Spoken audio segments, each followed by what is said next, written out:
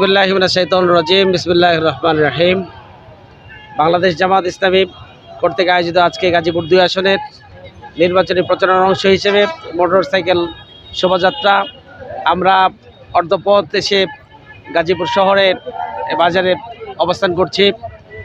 সম্মানিত উপস্থিতি, আজকে মিডিয়ার মাধ্যমে গাজীপুর 2 আসনবাসীকে আমরা বলতে চাই, 24-এর বিপ্লবের মাধ্যমে এদেশের মানুষ একটা ফ্যাসিস্টকে বিদায় করে একটা পরিবেশ পেয়েছে।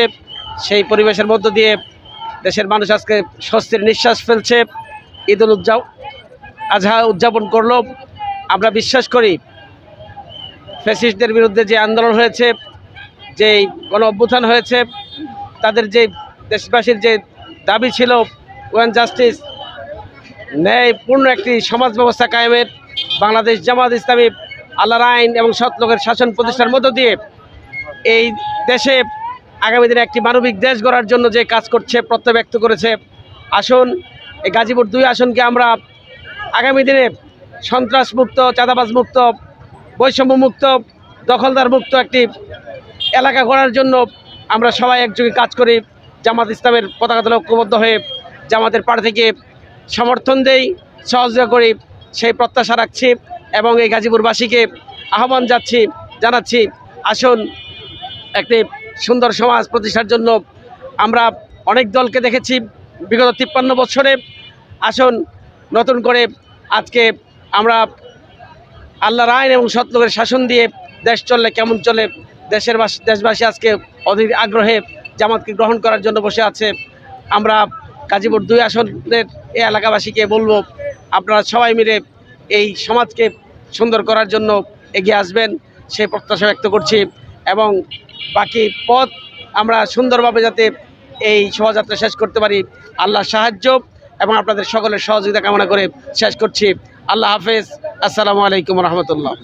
আপনাকে একটা অন্তর্বর্তী সরকারের মাননীয় প্রধান উপদেষ্টা লন্ডন অবস্থান চলাকালীন সময় জনাব তারেক রহমান যে বৈঠকটা ওরা করলেন, এতে করে দেখা যাচ্ছে যে নির্বাচনটা ওনারা এগিয়ে নিয়ে আসছেন, যে প্রাথমিক ঘোষণা দিলেন।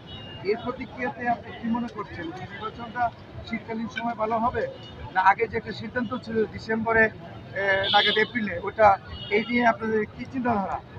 যে সম্মানিত সাংবাদিক বন্ধুগণ, আপনারা ইতিমধ্যেই জেনেছেন আমাদের আমির জামাত এই রোজার পূর্বে নির্বাচন করার ব্যাপারে একটা ঘোষণা দিয়েছিলেন, আহ্বান জানিয়েছিলেন। ঠিক গত শুক্রবার প্রধান উপদেষ্টা এবং তারেক জিয়ার সাথে যেই আলাপ হয়েছে, প্রধান উপদেষ্টা এটাই বলেছেন যে সংস্কার এবং বিচার কাজ যদি ত্বরান্বিত হয়, অগ্রসরভাবে করা যায়, তাহলে তারা এই নির্বাচন আরও আগায় নিয়ে আসতে পারে। তো সেখানে প্রধান উপদেষ্টা এরকম বলেন নাই যে ফেব্রুয়ারিতে নির্বাচন করবেন।